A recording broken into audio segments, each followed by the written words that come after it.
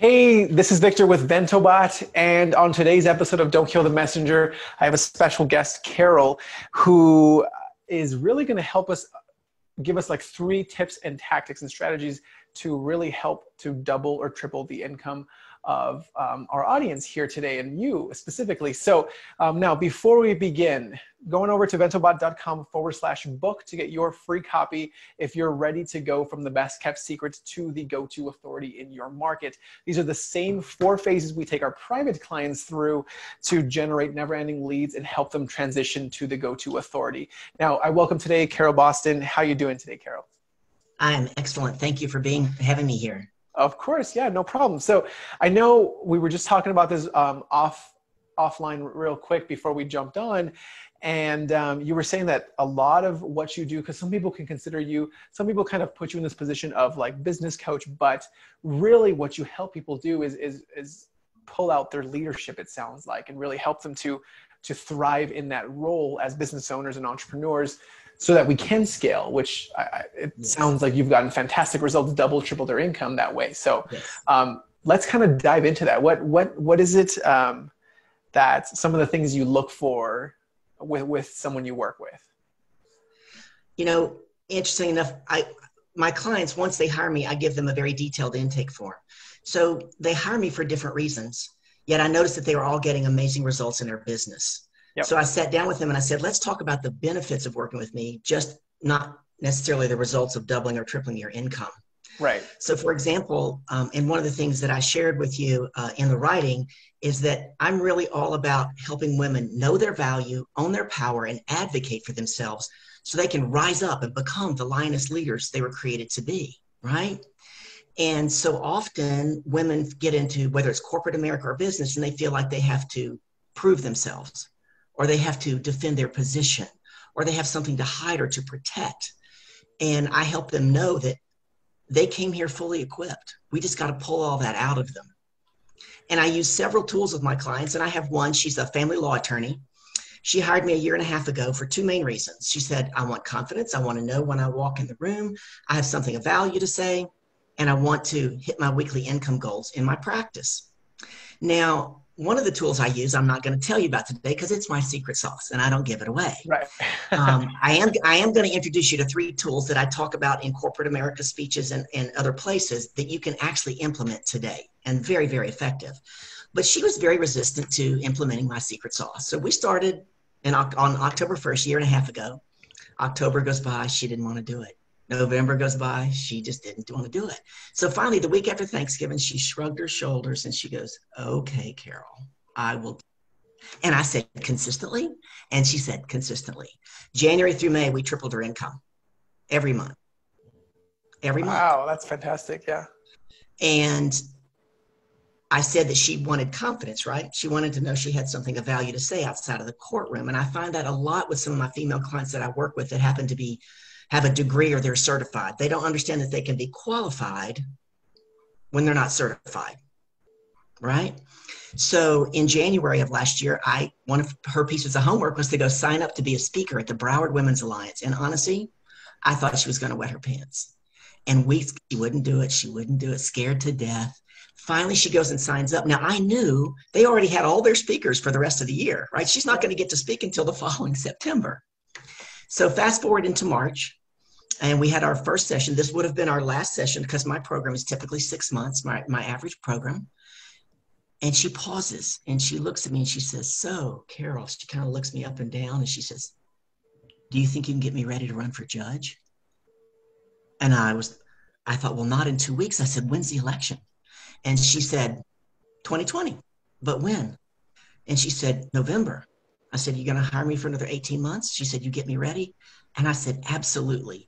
Let me tell you, the growth and the transformation I've gotten to see, that piece is more important to me than her doubling and tripling her income. It really is. I love it. Yeah. She's a better speaker. She's a more effective communicator. She's setting better boundaries. Women have a hard time understanding that no is a complete sentence. I really work with my female clients in understanding that no is a complete sentence, right? Because women, we tend to be nurturers, right? Yeah. So we always want to take care of everybody. So if if I cannot say this and take care of your feelings, or if I give you a story about why I'm saying no, then maybe you won't be upset with me. Or in reality, maybe I won't be upset with me, right? Yeah. Think about it, right? So, in speaking, three of the tools I'm going to introduce you to today. The first one is called tacking. Now, tacking is a boating term. And when I stand up in front of audiences and I speak, and I did this 6 times last year inside American Express, for example, Yep. and I read them the definition of tacking, it's a boating term. And I say, who in the audience understood that? Nobody ever raises their hand. And I say, yeah, me either, right? So my definition of tacking, and you might want to write this down, it allows you to see success more quickly, celebrate more often, and pivot very easily if you find something isn't working. So to give you an example of how to do that, my second to last year in corporate America, I was at Paychex. I had a 27-year successful sales career in corporate America. And all of a sudden, they tripled our quota overnight. I mean, the number was so big, I couldn't look at it. So I went into my boss, and we had a private one-on-one sales meeting every Monday morning. And I said, your job for me is every Monday when I come in here on a white piece of paper in big, thick red ink, I only want to know my number for that week. And she said, okay, I'll do that for you. And every week we did it. And every week I took it back and put it on my cubicle. And I said, what 3 things can I do today to get me closer to that goal? You see, one of the things I teach is how you can take small steps and turn them into giant leaps, right? I So love I would say, what 3 things can I do today? And as I teach my clients, they have to be bite-sized, digestible pieces. They have to be accomplishable. And then you bring in the second tool, which is the art of celebration. Now, I'll just give you an example from corporate America. Some of you may be very familiar with that. We're going to celebrate, Carol, when you make your annual quota. Well, that could be 12 months from now, depending on what kind of year I'm having, right? Right. And so I believe the universe honors what we celebrate. So one of the things I teach on and help my clients is they celebrate every attempt. The attempt doesn't have to be perfect, but the attempt got them into action. I had a mentor years ago, Keith Cunningham, and he said, anything worth doing is worth doing poorly the first time. Yeah. Right? I love that. Yeah. Right. And then you learn and you do better the next time. And I'll be candid with you, with my female clients, the art of celebration is one of the most difficult things they try to undertake. Because a lot of us as women, when we were little girls, we were taught to play nice, smile pretty, and don't make waves and kind of stay in the background. And we were taught that if we celebrated what we were doing and who we were, that it was boastful or braggadocious, a lot of negative terms. That really isn't true, right? Right. It just really isn't true. So what I did is I used the tool of tacking that entire year. I made that quota 9 months into the year. Nice. And honestly, when I walked in my boss's office and she's like, you made your quota. I said, what?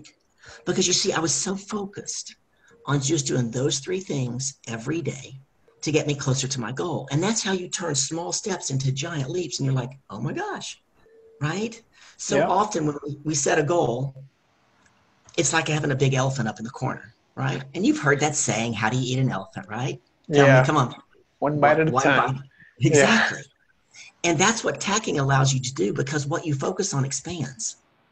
And if you focus on that elephant, that's how people make mountains out of molehills, right? I don't know if you know who Joyce Myers is, but I learn a lot from her. And she gets on stage and people will say, do the robot, do the robot. And this is why she does the robot. She says people make mountains out of molehills. And then she goes into her robot and she goes, because they think about it, talk about it, tell their neighbor, think about it, talk about it, tell their friend, think about it, talk about it, tell their spouse. And all of a sudden, this little problem is massive, right? So I help my clients reduce the size of that and get it into something that's very bite-sized and digestible. I had one client, the first bite-sized digestible goal she had was to not hit the snooze button 5 times, was to hit it 4. Yep, I love it. And so what she had to learn was when she hit it 4 times and got out of bed was to celebrate. But she said, I've been doing this my whole life. It took her 3 weeks to go from 5 snoozes to getting out of bed when the alarm went off. Made a massive difference in her day, but all she did was celebrate that one little, I only hit it 4 times today. Make sense? Yeah, I love it. Yeah. And jump in anytime if you have something, because I get No, excited about what so I, go like ahead. one thing specifically about that, I know um, before this whole like quarantine thing happened, I was waking up at 4:30, Mm-hmm. around like 4:15, 4:30. I'm waking up at 5 now, but I was waking up like 4:15, 4:30 because I wanted like an hour to myself, and then I would have like gym time to myself, and then I would come and like spend some time with my girls, and then I'd come get ready for the day. And it wasn't, and it's very interesting that you say that. It's about celebrate the small wins and take small steps. I didn't just jump into waking up 4:30. I actually first started by setting my, a lot of people have an alarm to wake up. I have an alarm to get ready for bed. Okay. So, and I would pay more attention to that, and I would actively like, all right, it's around that time, and I would start to go to sleep earlier. So I felt more rested. And then I Yes. started by, let's start waking up at 5 first, and then 4:45, and then 4:30, and then 4:15. Sometimes it changes because we have a little one, so like she would wake up at Yeah. 4 to get changed, so I would have to be up anyways.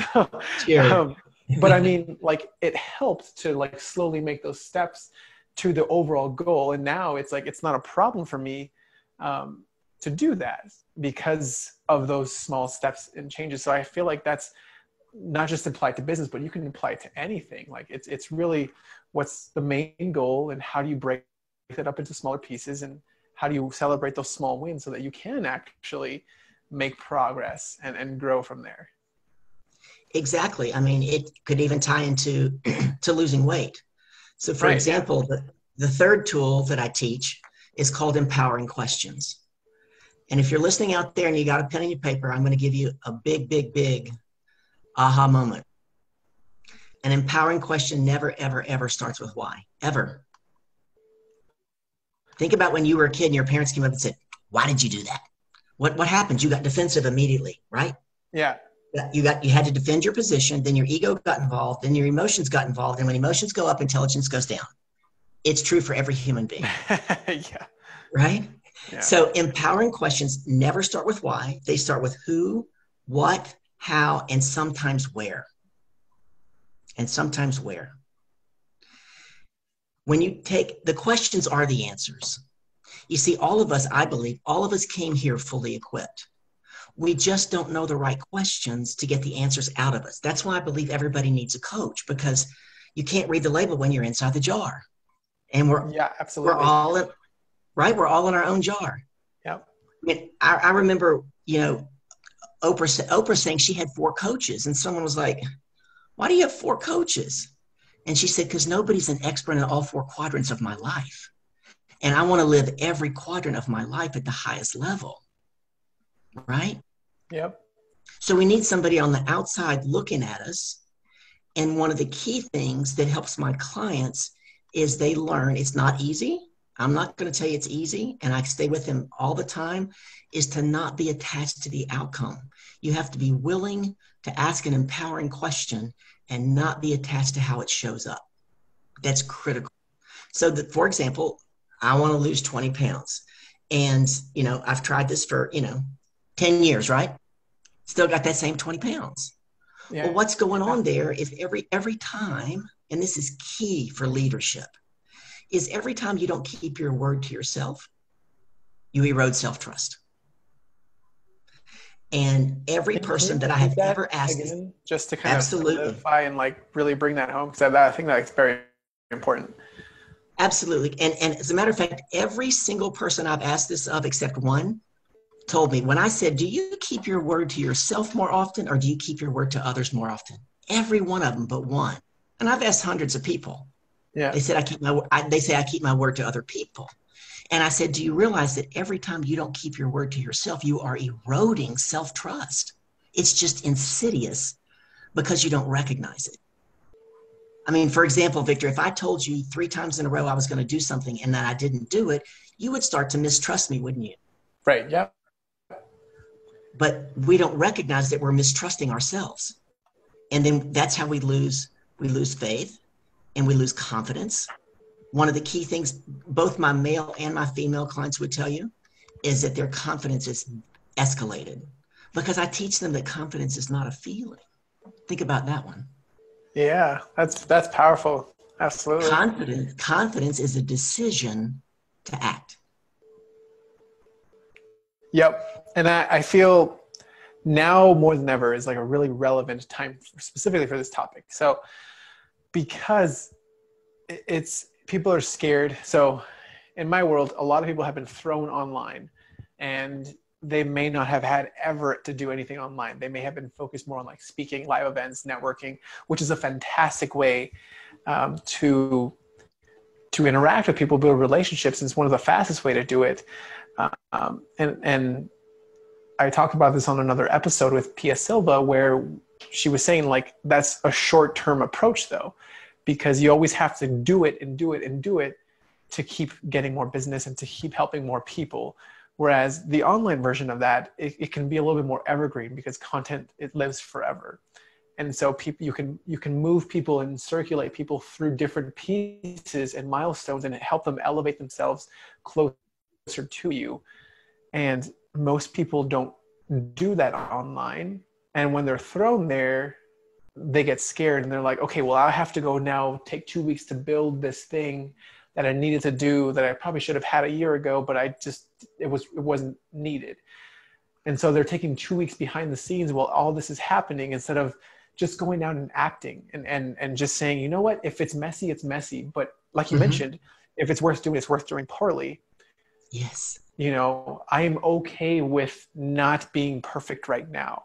And you're showing up at a time like this, people are looking for who's going to be the one to really show up, who's going to be the person to really lead right now, you know, and that is very important. I think you hit it perfectly and you said it perfectly there where like confidence is action.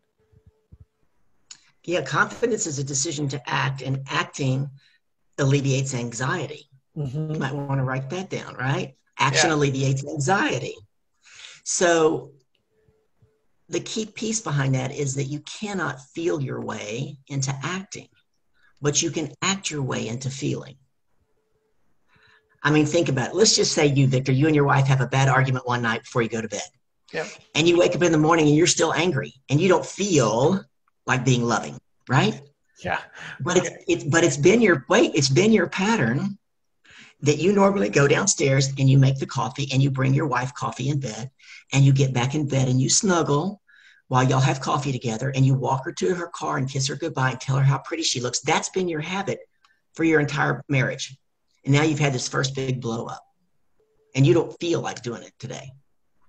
But if you will go take action and do it, by the time you do that and you walk her to your car, you're going to feel a lot more loving because you can act your way into feeling.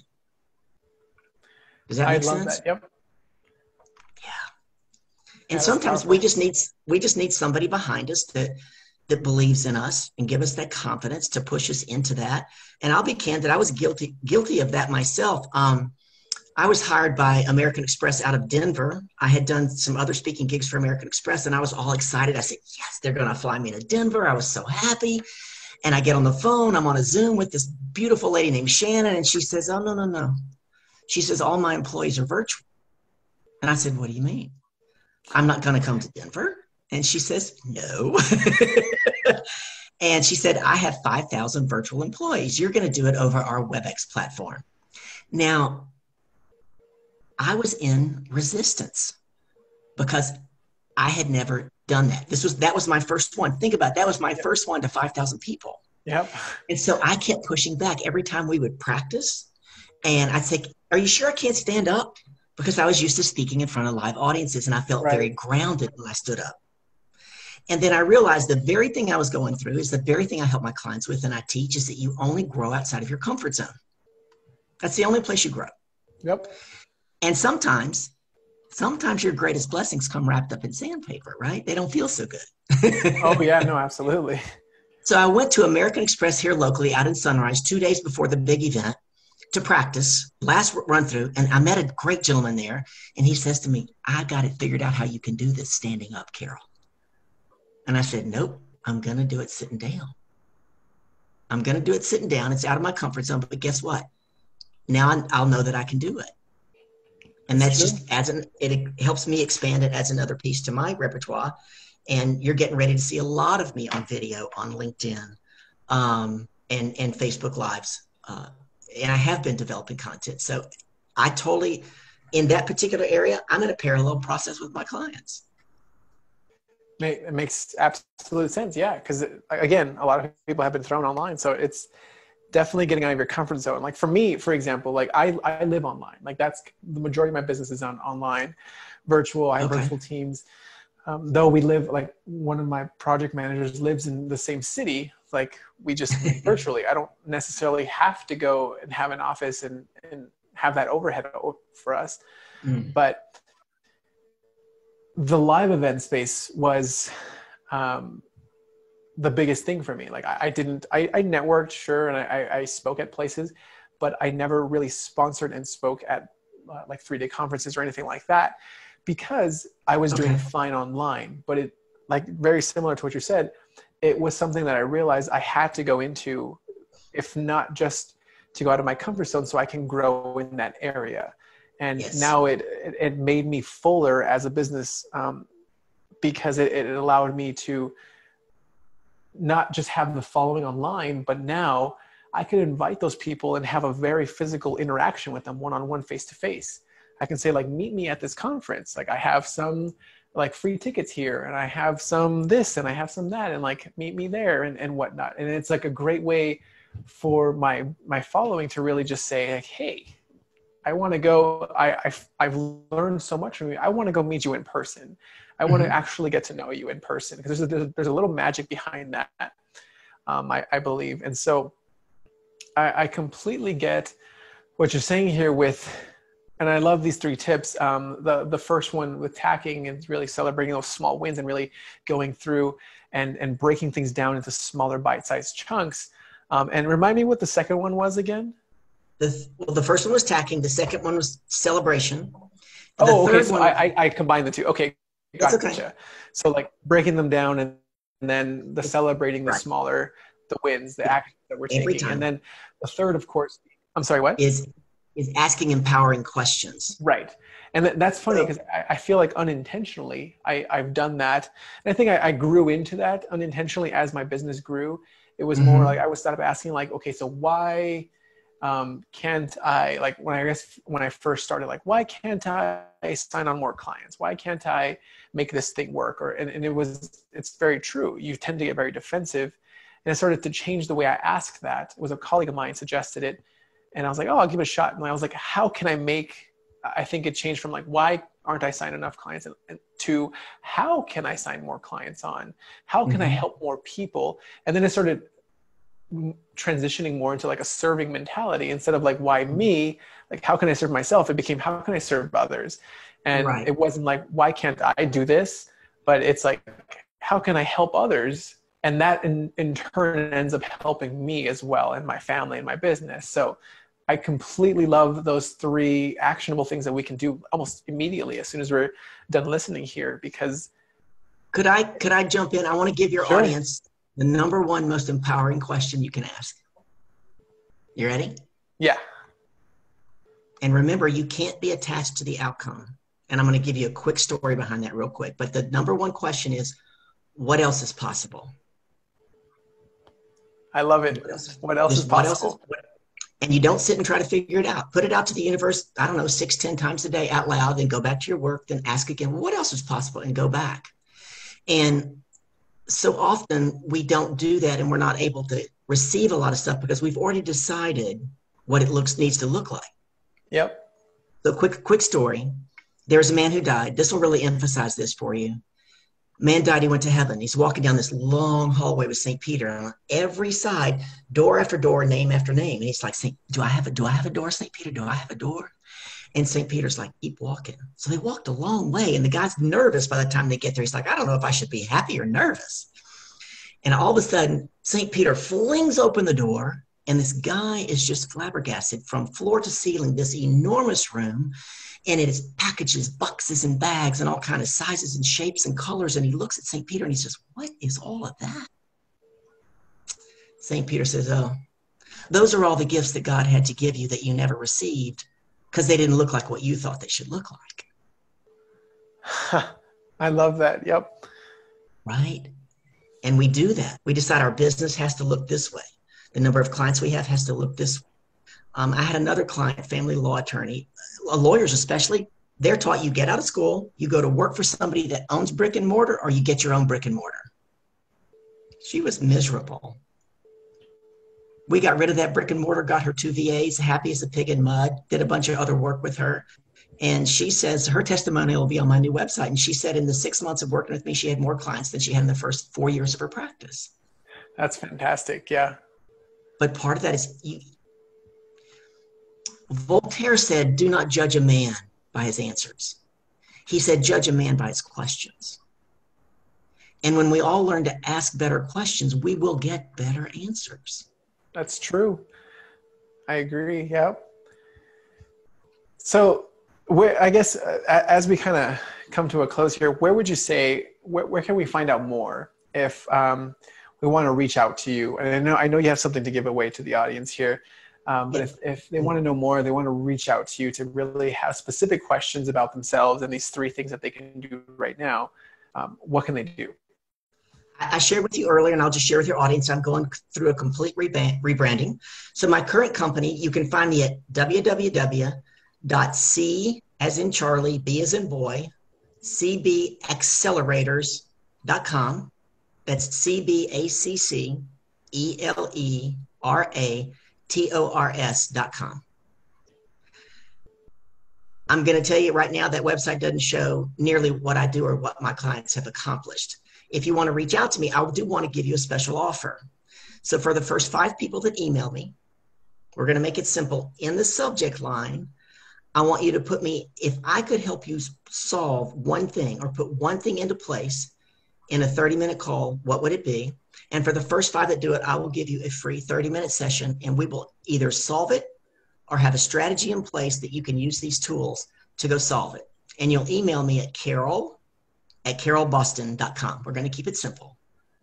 Carol like a Christmas carol, carol@carolboston.com. I love it. Yep.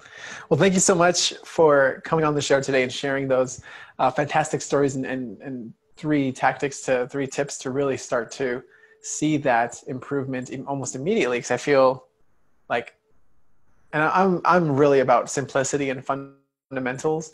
Uh-huh. And so I feel like that's a fantastic approach to that as well. It's very simplistic. It's something easy to do. Anyone can do it in like 3 to 5 minutes, 10 to 15 minutes even.